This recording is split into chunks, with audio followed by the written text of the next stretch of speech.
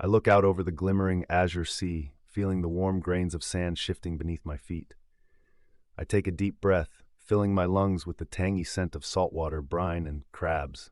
Really? I think to myself, suppressing an eye roll. Crabs again? Of course, it's always crabs. It has been crabs for years since the diagnosis. Schizophrenia, they told me. Hallucinations and delusions. The little crustacean creatures in my peripheral vision seemed to dance a jig, reinforcing the point. I try to divert my thoughts, focusing instead on the sea. It's a calm afternoon, the waves rolling gently onto the shore. The cry of faraway seagulls fills my ears. Insightful creatures, well-traveled vagabonds of the sky, a lot like crabs. Wait up there, how do seagulls and crabs relate?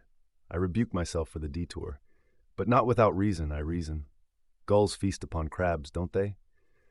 The cycle of life brings them together, a pairing as natural as the sand and sea, the wind and waves. With a sigh, I realize my mind's relentless pursuit of thinking about crabs is a cycle of its own.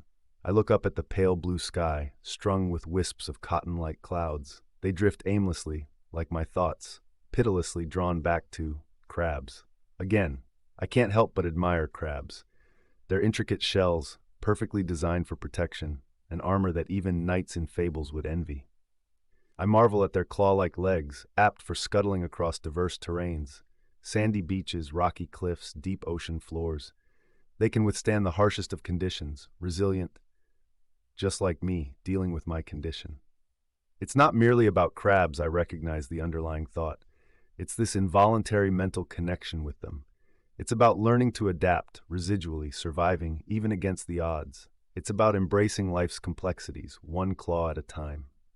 I reckon it was only natural my mind would wander back to crabs while at the beach. After all, isn't the beach where you'd typically find crabs? There's the link again, inescapable, irrevocable. But there's solace in this madness. There's a bittersweet comfort in this obsession. It's idiosyncratic, yes, but it's me. It's my fight, my struggle, my beach filled with imagined crabs. And then it hits me, washing over me like a wave breaking on the shore. It isn't random. It's symbolic. This fascination with crabs is a parsley-laden dish served by my ailing mind. No zesty, flavorful crabs are not garnish. They are the main course. They are me. Will I forever be under their clawed shadows? Is my fate intertwined with theirs? The sun begins its descent towards the horizon, painting the sky in hues of pink, orange, and a calm blue. It's calm like the sea, like the sand, like the motion of a crab easing its way across the beach. Back to crabs it is. But thought, too, wanders like crabs, laterally, back and forth, seemingly chaotic, yet part of a greater pattern. Maybe there rings an unuttered truth in this offbeat connection between a human brain allegedly malfunctioning and the humble crab.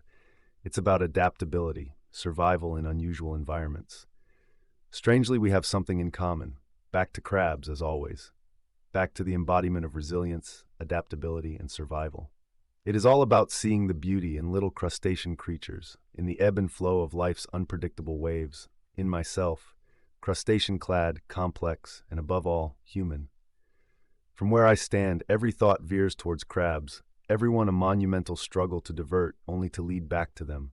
They have become metaphors to my survival. I see crabs, I see myself.